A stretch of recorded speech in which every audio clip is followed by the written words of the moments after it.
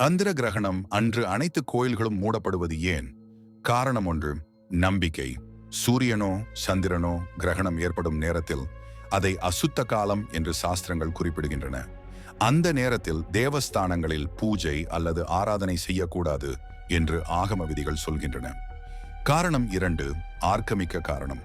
பழைய நம்பிக்கைகளின்படி கிரகண நேரத்தில் ஆண்டத்தில் சில கதிர்வீச்சுகள், நெகட்டிவ் ரேடியேஷன்ஸ் அதிகரிக்கும். அவை உணவு மற்றும் ஆராதனைகளுக்கு ஏற்றதல்ல என்று கருதப்படுகிறது. காரணம் 3, மூர்த்தி பாதுகாப்பு. அந்த நேரத்தில் விசேஷ பூஜை நடைபெறாது.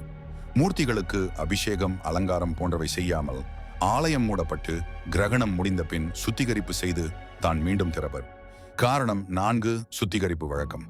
கிரகணம் முடிந்த பின் கோயிலில் புனித நீர், தீர்த்தம் தெளித்து சுத்திகரிப்பு பூஜைகள் செய்த பிறகுதான் வழக்கமான தரிசனம் நடைபெறும்.